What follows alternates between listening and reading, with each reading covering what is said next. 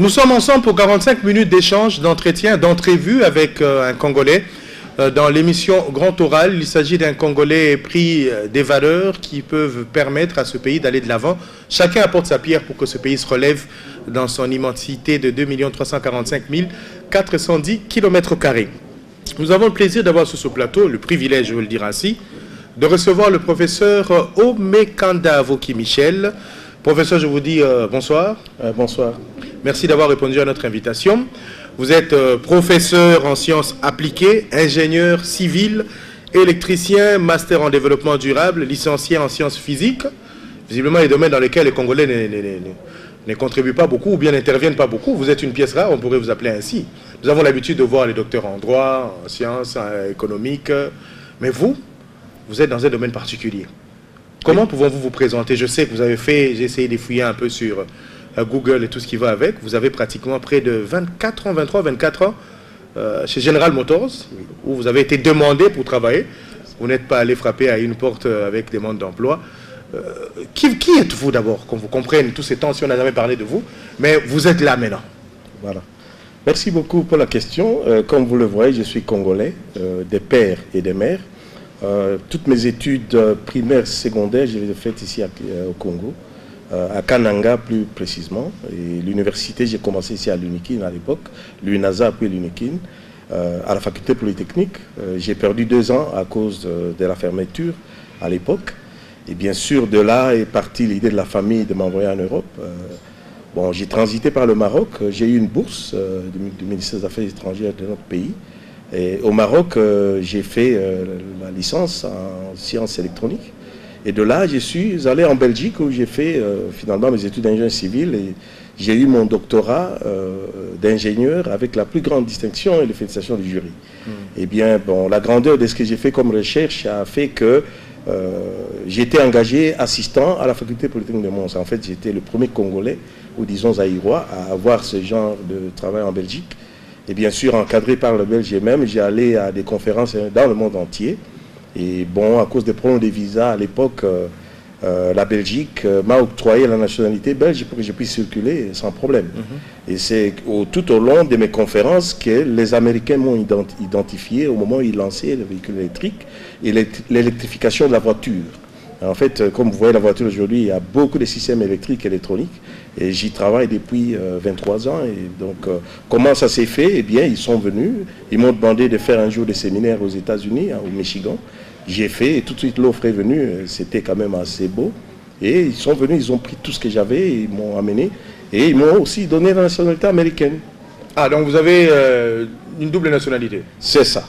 Et bien sûr, je me trouve aussi congolais, donc quelque part... Maintenant, il y a des ouvertures qui vous permettent de vous sentir assez bien dans votre peau congolaise. Effectivement. Oui. Mais alors, qu'est-ce qui concourt à ce que le professeur Omekanda Avoki Michel, c'est vrai, vous serez un autre Congolais, vous vous sentirez à l'aise, la famille est déjà à l'abri, vous êtes dans un monde occidental et tout ça, mais vous vous dites, bon, visiblement, vous êtes dit, non, il fallait quand même que je retrouve un tout petit peu mes racines. Alors, comment vous arrivez à une aventure?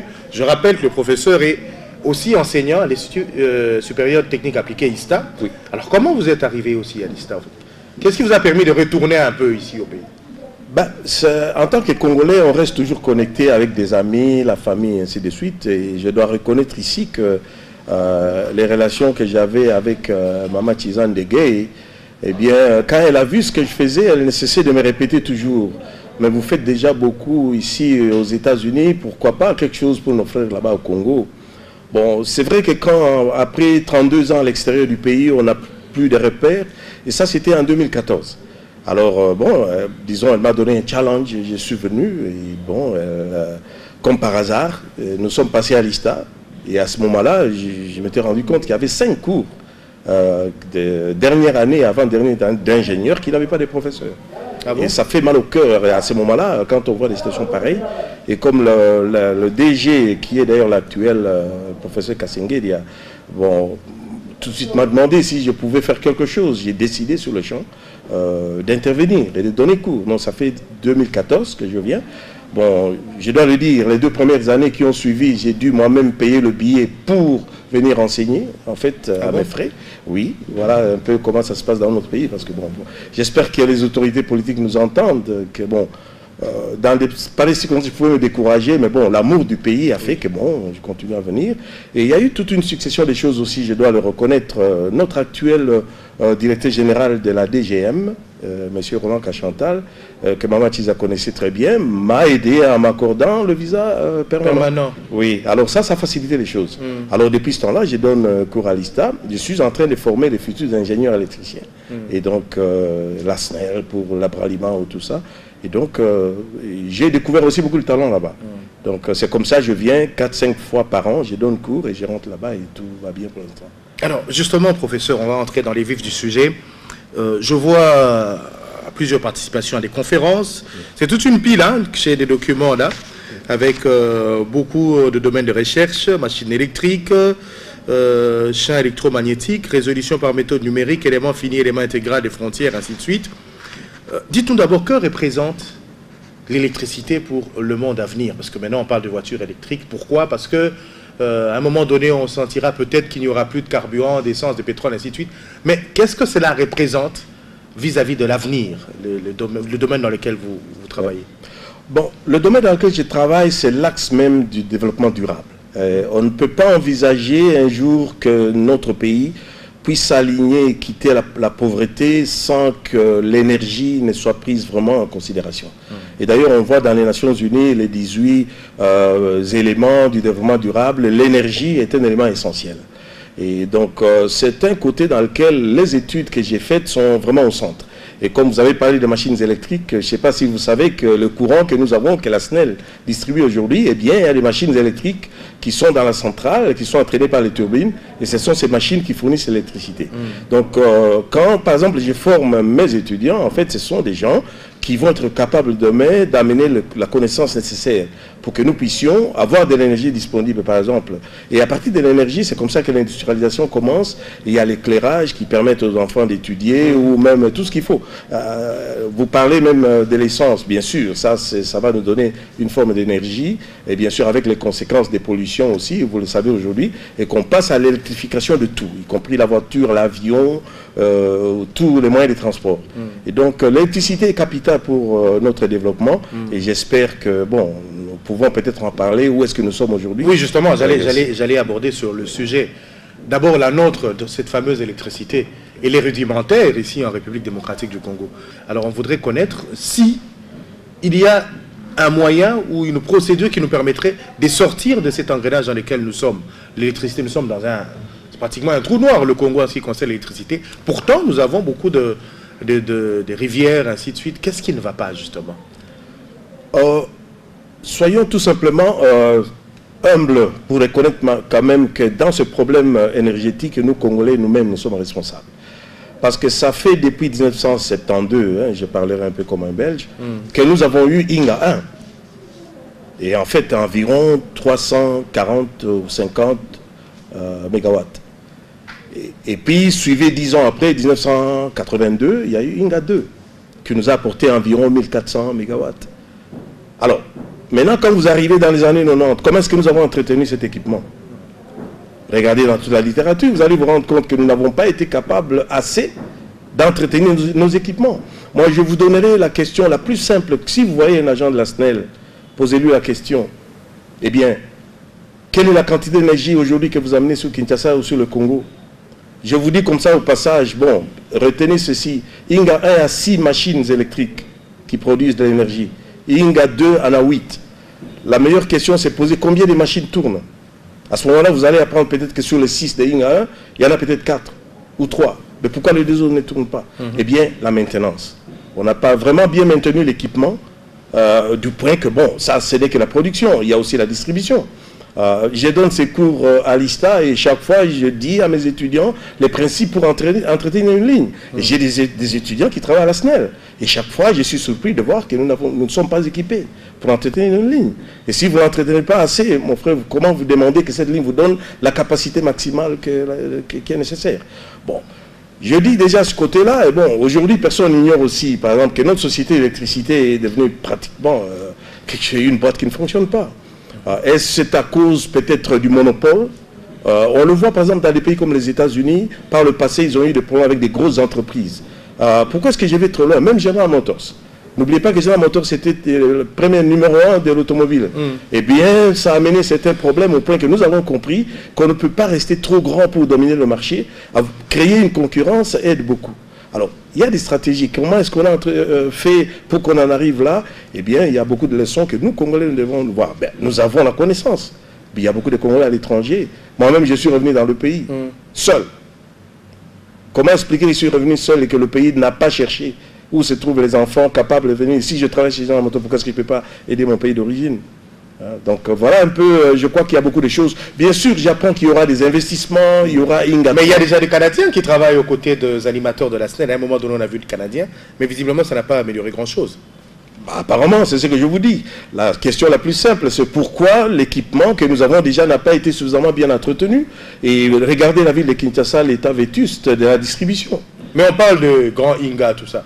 Quand je vous écoute, déjà, je me rends compte que nous avons du mal à corriger ce que nous avons, à entretenir ce que nous avons. Mais on imagine déjà construire d'autres centrales ou je ne sais pas, barrages, ainsi de suite. Quel est l'avis d'un expert comme vous quant à ce? Moi, je dirais plutôt le moment est venu pour que Congolais, nous soyons quand même sérieux avec nous-mêmes et nous poser la question de dire, mais l'équipement que nous avons déjà entre les mains, comment est-ce que nous gérons cet équipement? Je me permets de vous dire, par exemple, que la centrale Zongo 2, qui a été construite, qui a été inaugurée il n'y a pas longtemps, mais bon, il y a un de mes collègues de l'ISTA qui a fait une étude assez avancée de la situation. Et ces centrales ne fonctionnent pas comme elles se doivent. Et par exemple, il y a quelque chose qu'il a d'ailleurs révélé il n'y a pas longtemps, que la fréquence électrique du réseau est en train de varier. Ça veut dire qu'il y a beaucoup de pertes qui vont rentrer dans les lignes. Et si vous avez un appareil électronique à la maison, votre appareil est en train de souffrir. Parce que tous les appareils sont conçus de façon à ce que la fréquence soit constante. Ça veut dire que cette machine électrique puisse tourner à la vitesse constante. Ça veut dire déjà que bon, le système de production lui-même tel qu'il a été conçu a des défauts. Eh bien, voilà les conditions dans lesquelles nous sommes. Alors, la question maintenant, c'est de poser, Inga 3, est-ce que nous avons déjà posé les bonnes questions qu'il faut, avant qu'on en arrive là, vu déjà la situation que nous avons? Moi, je challenge même, disons, nos autorités, à ce qu'il y ait un débat national là-dessus. Et qu'on puisse regarder et dire, tiens, mais comment est-ce qu'on peut entraîner ce que nous avons? Et ainsi que les bonnes questions se posent pour Inga 3, et que nous ne tombions plus encore dans une situation où le pays va s'endetter massivement, et nous allons nous retrouver avec de l'équipement, peut-être qui ne sera pas bien entretenu, 10 ans après, et voilà, on va se retrouver encore. En tout cas, il faut vraiment, professeur, content que je sois tombé sur vous, ça me permet de vous avoir plusieurs fois dans plusieurs émissions pour que nous essayions de comprendre un certain nombre de choses. Au niveau légal, c'est vrai, l'Assemblée nationale a décidé qu'il y ait une sorte de privatisation un tout petit peu. Il y a la SNEL qui pourrait peut-être s'occuper de la production, il y a une autre structure qui naîtrait, qui s'occuperait du transport et une autre de la distribution. Mais ce qu'on voit là, des câbles en train d'être installés, les longs de grands axes routiers, est-ce que c'est ça régler le problème? Parce que tel que vous l'expliquez, apparemment le problème il est profond, il faut vraiment qu'on y réfléchisse. On a comme l'impression qu'il faut juste changer des câbles et puis c'est bon, on n'aura pas de problème. Non. Je ne pense pas qu'il faut seulement changer des câbles. Si vous regardez bien même l'histoire de tous ces pays développés, prenons ne fût-ce que l'Amérique qui est le pays le plus développé aujourd'hui. On s'est remis en question plusieurs fois. Et c'est en se remettant en question que nous sommes avancés. Permettez-moi de vous dire, par exemple, avec la crise de 2008, où l'économie mondiale est tombée, il y a eu pas mal d'entreprises qui ont eu des ennuis aux États-Unis, y compris General Motors. Mais quand nous sommes ressortis de là, nous n'étions plus les mêmes que nous étions au début. Il y a eu des choses que nous avons fait. Oui, c'est bon de mettre les câbles. Mais permettez-moi que je vous dise, mon frère, quand on fait une étude approfondie, on se rend compte que même Zongo 2 qu'on venait de construire a encore des problèmes. Et des problèmes énormes au point que même la distribution de l'énergie à partir de Zongo 2 vers Kinshasa n'a pas été correctement calculée. Alors, vous mettez des câbles, qu'est-ce que vous allez mettre dans ces câbles? Donc, il y a des problèmes profonds qu'on doit regarder. Bien sûr, j'aime le fait qu'on a un peu subdivisé la SNEL dans ces unités indépendantes, ça c'est bien. Parce qu'on a vu aux États-Unis que quand une société devient trop grosse, c'est pas bon pour, disons, le bon fonctionnement, ni aussi pour la concurrence, disons, le consommateur. Parce que la concurrence, parfois, elle fait du bien. Donc, je crois qu'il y a des choses qu'il faut regarder. Ça ne va pas résoudre de mettre des câbles si nous n'avons pas suffisamment d'énergie à mettre dans ces câbles. Alors, professeur, est-ce que la solution ne viendrait pas de centrales thermiques, comme on les appelle. On a vu à Kananga, je sais que vous êtes un amoureux des informations liées à votre secteur. Oui. On a vu une centrale thermique, j'y étais d'ailleurs, j'ai eu le privilège d'assister à cette inauguration-là, mais j'ai vu des panneaux et j'étais curieux de constater qu'à l'époque, en ce moment-là, il y avait aussi les groupes électrogènes. Alors je me demandais, mais finalement, c'est quoi? Qu'est-ce qui va arriver?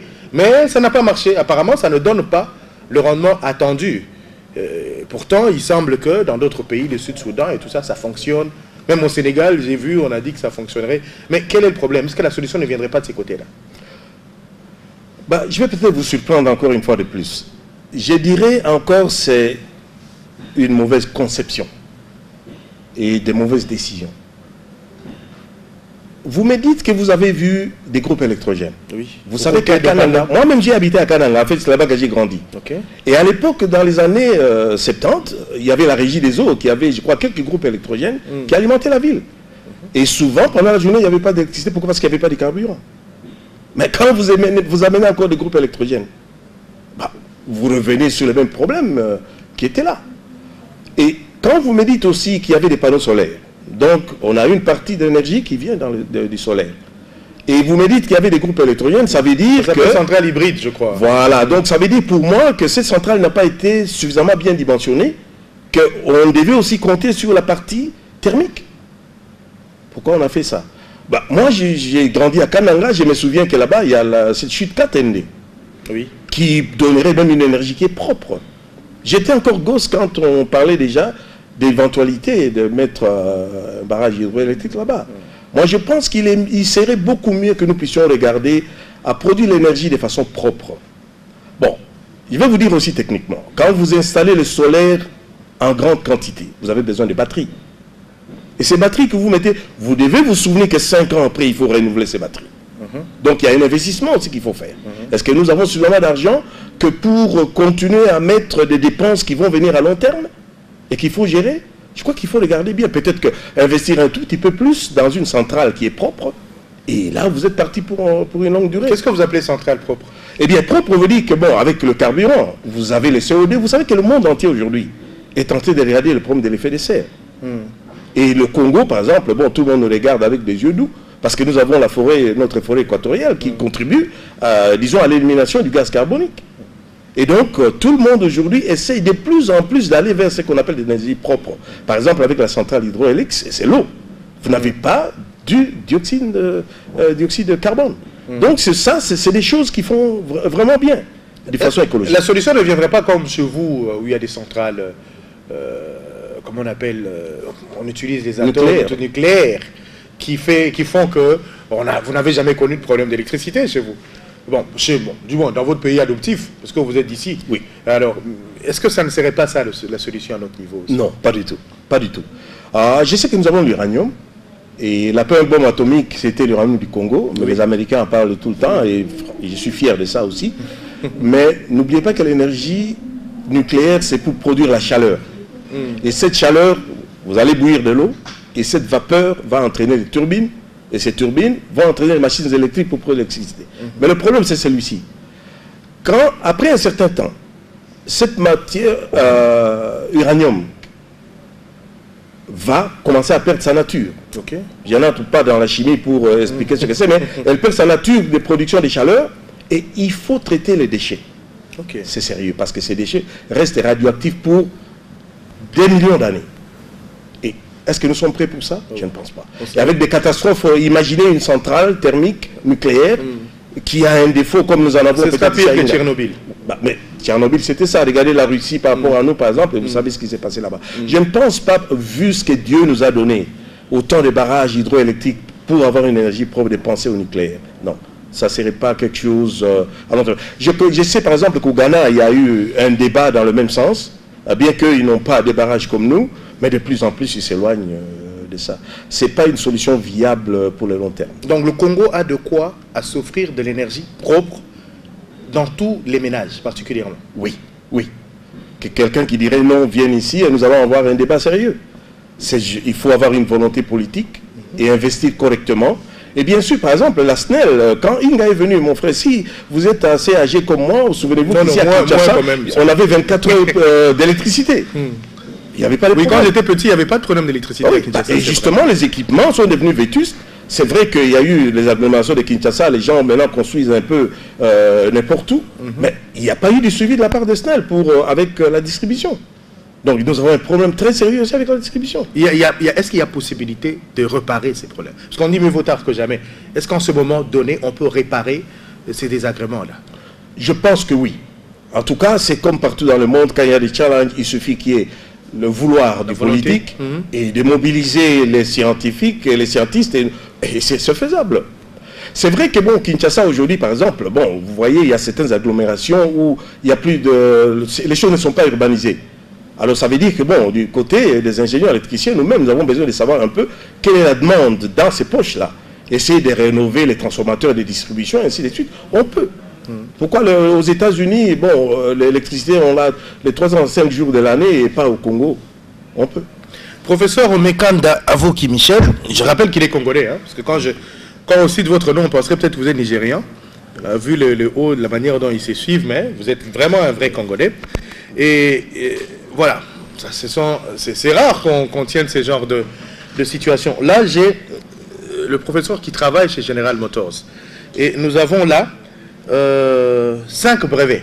Oui. C'est-à-dire qu'il est de ces moteurs des véhicules de General Motors qui circulent à travers le monde, dont quelques éléments ou des structures ont été travaillés par vous.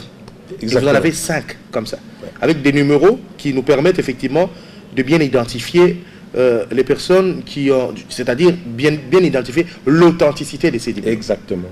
Exactement. Et en fait, j'en ai pour les États-Unis une cinquantaine, au travers du monde une centaine.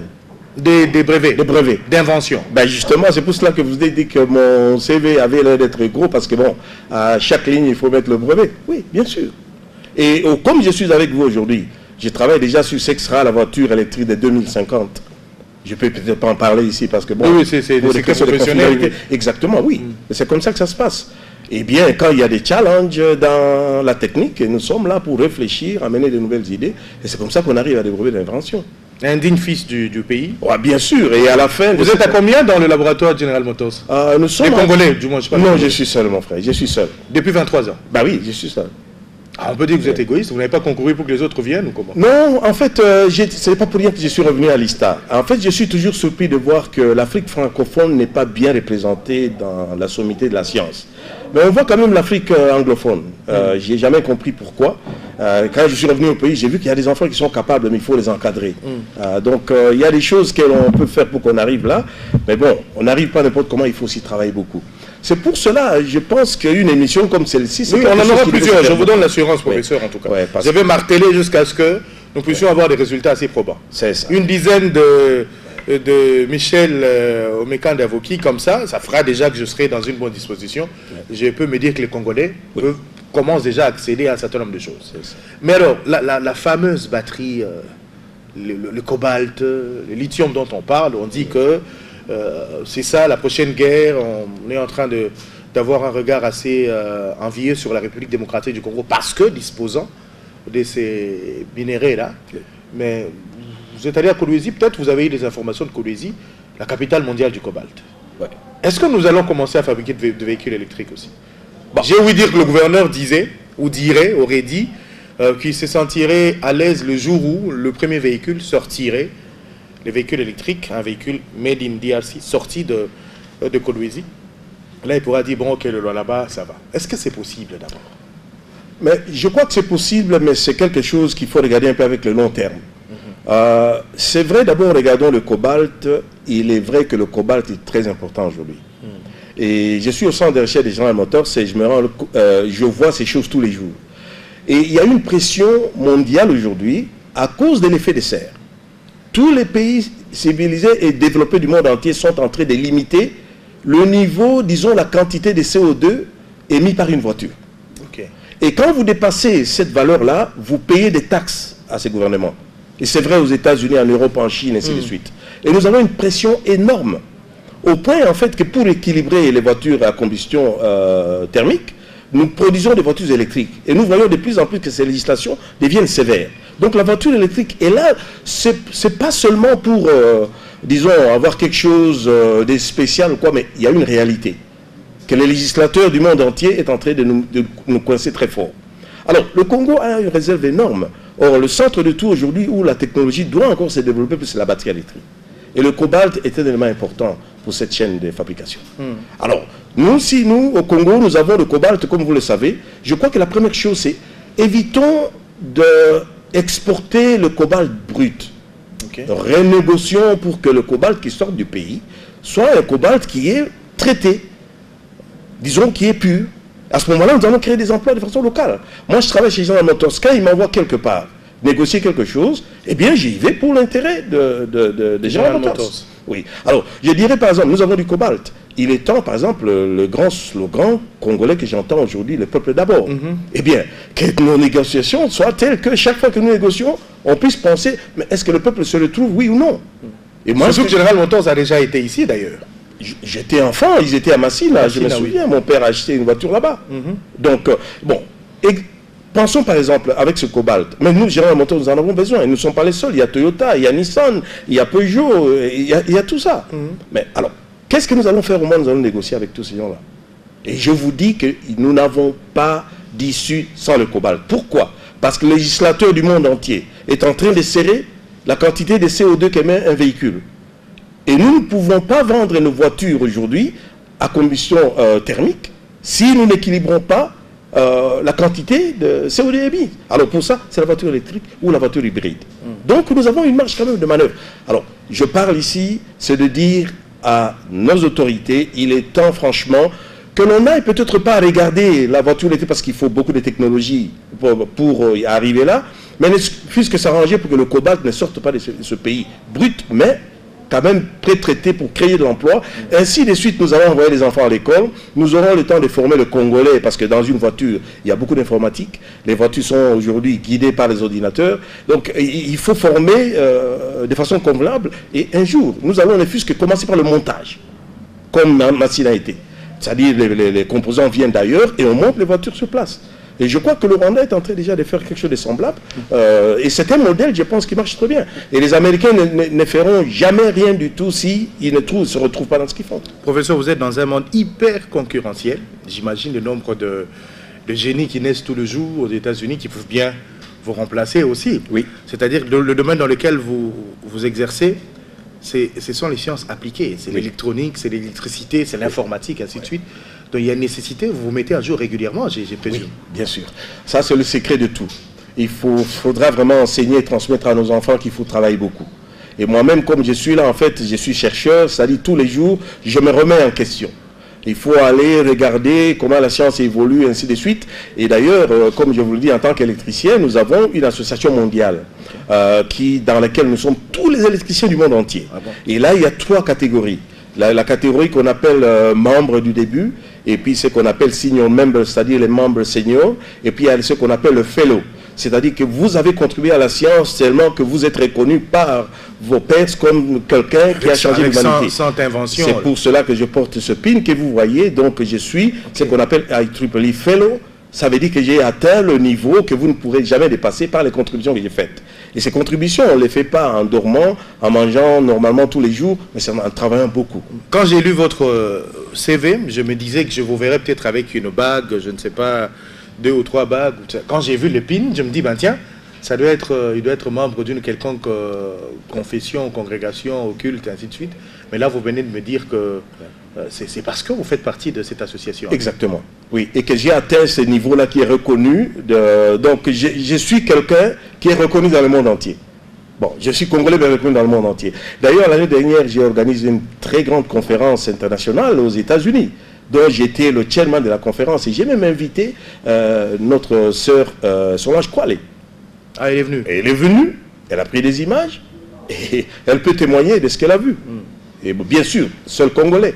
Et je viens ici, en fait, depuis 2014, j'essaie vraiment de pousser mes étudiants à comprendre que même en tant que Congolais, on peut. Mais on n'y arrive pas par miracle. Il ne suffit pas seulement de dire une prière tous les dimanches. Il faut aussi travailler dur. Moi, j'aime bien le verset qui dit « L'homme mangera la sueur de son front ». C'est ce que j'ai vu qui marche toujours. Vous investissez le temps dans le travail, vous lisez régulièrement la science, vous la suivez, et un jour vous allez voir. Et qu'est-ce que vous avez à dire, professeur? Parce que je constate, il y a vous. Bon, je ne parle pas d'autres éminents professeurs qui sont dans les domaines particuliers de l'économie, du droit. Vous tous, vous avez des bases congolaises. Du moins, vous avez étudié les primaires et les humanités ici. Mais quand vous allez à l'université, vous connaissez une explosion que je ne saurais quantifier. Mais qu'est-ce que vous avez à dire particulièrement au sujet de l'enseignement? Vous êtes un enseignant, vous savez ce que c'est. Vous rencontrez les enfants, vous discutez avec eux, mais qu'est-ce qui manque au fait? Ce qui manque beaucoup ici dans l'enseignement, c'est l'encadrement. Et cet encadrement, en fait, je dirais, à plusieurs niveaux. Par exemple, nous avons des professeurs qui sont allés à l'étranger comme moi et qui sont devenus docteurs. Quand ils reviennent au pays, ils n'ont plus les moyens pour continuer leur recherche. Au bout d'un certain nombre d'années, ils sont dépassés. La science avance très vite. Par exemple, dans les universités, avoir l'Internet, c'est un problème. Les bibliothèques, il n'y en a quasiment pas. Les laboratoires? Les laboratoires, il n'y en a pas. Ou il y en a très peu, de temps en temps, quelques labos, mais vous n'avez pas une structure pour faire une recherche fondamentale. Et ça, franchement, nous avons besoin de l'aide. Moi, quand j'étais étudiant à l'époque, nous avions des coopérations avec la Belgique, la France ou le Japon, ainsi de suite. Et dans ce cadre-là, il y avait beaucoup d'équipements qui venaient. C'est ça que nous avions une base solide. Mais il me semble, quand je suis revenu depuis 2014, il n'y a plus rien de tout ça. Je pense qu'il est temps, à un moment donné, pour qu'il y ait, disons, des assises de l'enseignement, voir un peu l'état des lieux et comment rénover tout ça. Et puis, bien sûr, il y en a qui n'ont jamais eu la chance d'aller à l'étranger. Quelqu'un est assistant, il est sorti ici du système, il est ici avec ce qu'il a, sans labo, sans rien. Mais mon frère, que pouvez-vous demander à celui-là? Dans la matière, il y en a. Oui.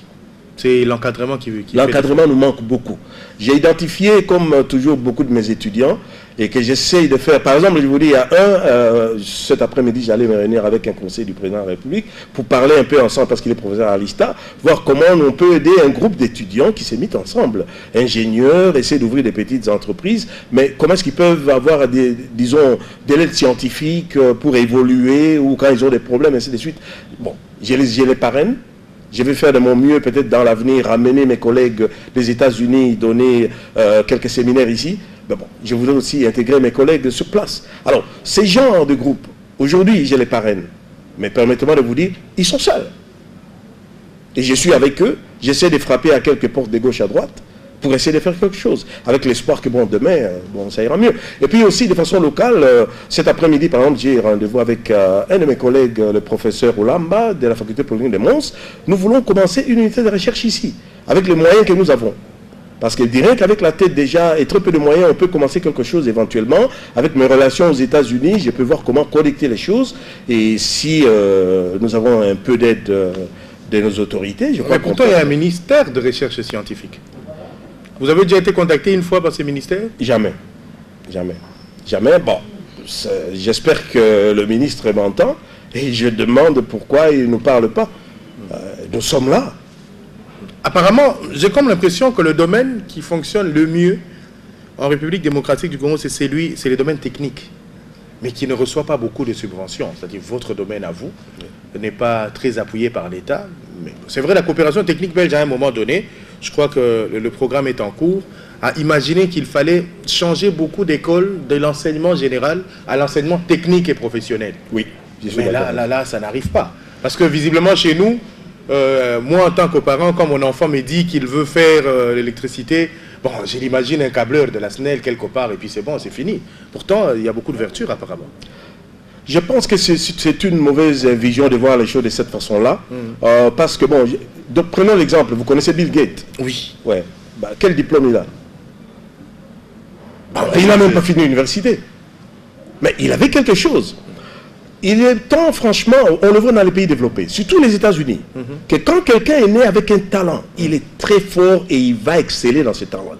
N'essayez pas de le transformer. Pourquoi vous voulez apprendre des mathématiques à un enfant qui a par exemple du talent pour les sports? Il va s'ennuyer là-bas. Il va vous amener un diplôme à la maison. Mais si vous le laissez peut-être dans le sport là où il sera un Zidane congolais dans quelques années. Eh bien, c'est ça l'Amérique en fait. C'est pour cela que l'Amérique est même ouverte. N'essayons pas de stéréotyper les choses. regardons plutôt les enfants. Dieu donne à tout le monde quelque chose quand on est né. Et c'est comme ça qu'on peut développer les talents. Et c'est comme je vous dis, il y a un enfant à l'ISTA, un étudiant, qui a commencé une idée fabuleuse. Et d'ailleurs, avec cette idée, j'en ai parlé à mes collègues professeurs en France et d'autres au Portugal qui m'ont dit qu'il y avait possibilité des fonds de la communauté européenne et j'ai mis le nom de cette association là-dedans. Bon, si Dieu nous aide et si les choses vont bien, peut-être que bon, ils seront aidés de cette façon-là. Donc, essayons de reconnaître les talents. Eh bien, Zidane, il est Zidane, mais Zidane a quel diplôme? Donc, eh bien, il y en a des gens comme ça. Bon, Dell, qui a fait les ordinateurs Dell, quel diplôme il a? Donc, il y a des gens comme ça. Il est autodidacte, il va étudier peut-être dans la technique. Ce sont ces gens-là qui vont révolutionner le monde. Donc, essayons de stéréotyper. Et je peux vous dire quelque chose que je constate chez nous au Congo, c'est que l'enseignement formel, primaire, secondaire, université, mais c'est déjà plein. Qu'est-ce que nous allons faire de tout ce réservoir? Mais quand vous regardez du côté professionnel, il n'y a pratiquement rien. Il n'y a rien.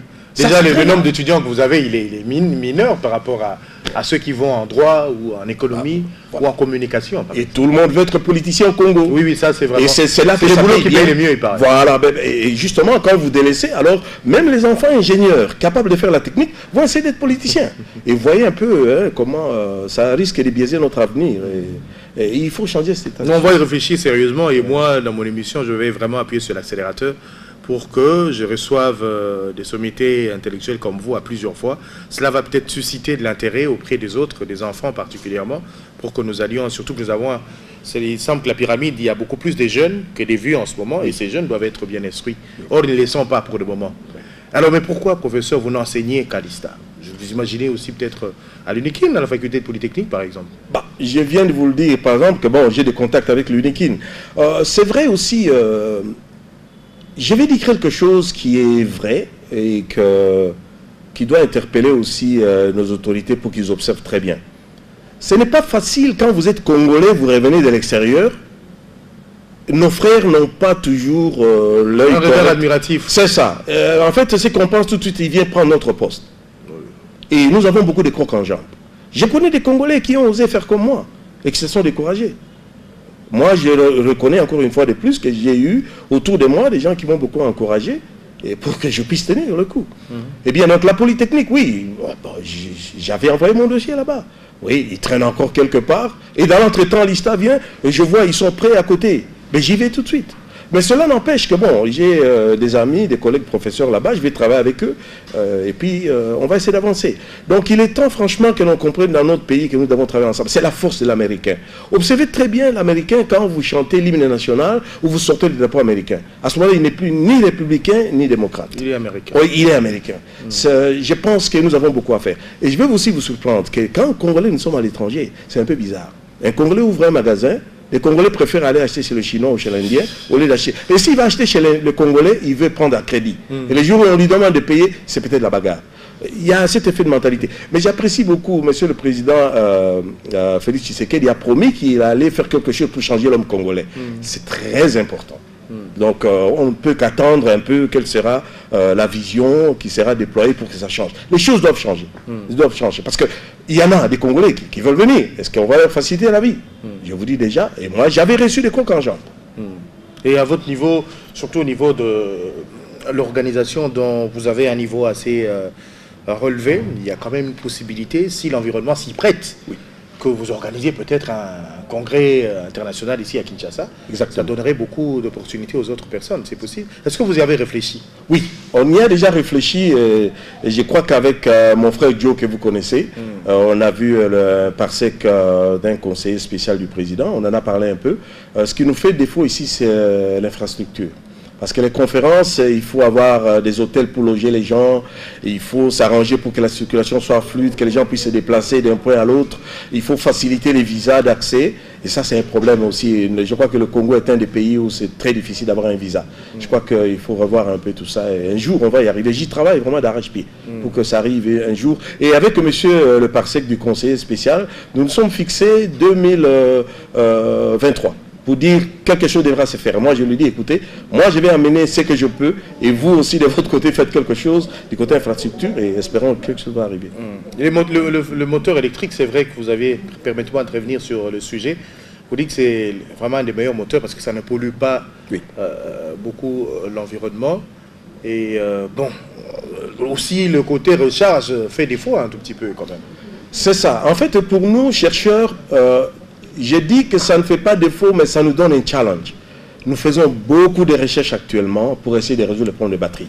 Et depuis qu'Obama est venu au pouvoir, il a vraiment injecté plusieurs milliards de dollars. Et nous avons fait des progrès énormes. La batterie, par exemple, pour une voiture coûtait environ 10 000 dollars. Aujourd'hui, nous sommes arrivés à plus ou moins 1000 dollars. Ah bon? Mais nous voulons aller en dessous. Oui. 1000 dollars, mais avec beaucoup plus de timing, de conservation.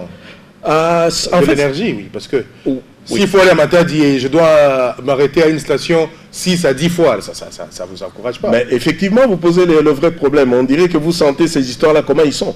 Effectivement, la voiture électrique n'a pas encore pénétré suffisamment à cause de ce problème-là. C'est pour cela que nous avons fait des voitures hybrides, dans lesquelles vous mettez un moteur à combustion interne qui entraîne le moteur électrique aussi, un deuxième moteur qui produit l'électricité et charge la batterie pendant que vous roulez. Eh bien, mais cette solution-là n'est pas toujours la meilleure parce qu'il y a toujours le dioxyde de carbone qui est émis par ces petits moteurs. Oui. Mais nous sommes en train de travailler d'arrache-pied et c'est notre responsabilité, en tant que chercheurs, d'ici une dizaine d'années, d'arriver à des solutions. Et je vous dis, mon frère, nous allons y arriver. L'autonomie serait de combien, professeur, pour ne pas... Aujourd'hui, nous sommes en train de regarder, et les études nous ont montré que si nous faisons une autonomie d'une seule recharge pour quelque chose comme 300 miles, ça veut dire environ dans les 500 km, c'est la chose que tout le monde va aimer. C'est là que nous sommes maintenant. Mais en train de regarder. Mais aujourd'hui, nous sommes encore dans les 150, 200. Nous faisons du progrès, mais nous sommes... J'imagine un véhicule comme celui-là traverser une zone comme dans l'ex-province orientale ou le Grand Équateur où il n'y a pratiquement pas de courant. Non. Vous tombez en panne, c'est un problème. Il faut attendre qu'une autre batterie vienne, je ne sais pas d'où. Effectivement. Et la question, vous avez raison, et je pense que si pour nous au Congo, le législateur ou l'homme politique veut amener la voiture électrique, il faut qu'il y ait un bon débat. Parce que dans pareilles circonstances, je crois que la voiture hybride serait beaucoup plus appropriée. C'est la voiture dans laquelle nous aurons deux moteurs électriques, un moteur à combustion, et qui sera contrôlé de façon à ce que, par exemple, quand la batterie est plate, un moteur électrique sera fonctionné en générateur, et on va ainsi produire l'électricité pour charger la batterie. Mais la voiture électrique ne saura pas faire ce travail-là, vous avez raison. Dernière question, professeur, avant que je ne vous retrouve pour une autre émission, que nous allons faire certainement avant que vous n'alliez encore aux États-Unis. Je me suis donné un challenge de faire plus ou moins 2 émissions avec vous. Ça me permet d'entrer en profondeur par rapport au sujet. Quelle image vous avez de l'ISTA? C'est un institut important à redynamiser, à restructurer ou carrément à inhiber ou à exclure l'ISTA? Bon, l'ISTA est un institut très important pour notre développement. Parce que c'est la base là-bas où on forme les techniciens. Et sans, franchement, cette crème de l'ISTA, il est difficile d'envisager le développement au Congo. Vous imaginez, par exemple, je suis chez General Motors. Toutes les idées que j'amène ou toute la technologie qui pourrait venir d'ailleurs, ce sont ces étudiants de l'ISTA qui seront en mesure de comprendre ce qu'il faut et s'assurer que ces équipements puissent fonctionner correctement. Alors, ce que je dirais plutôt, il faudra donner des moyens à l'ISTA. Aujourd'hui, il y a un manque de labos, un manque de moyens. L'étude est beaucoup plus théorique qu'elle n'est pratique. Il est temps qu'un jour, il y ait suffisamment aussi du pratique. Merci. Oui. Merci beaucoup, professeur.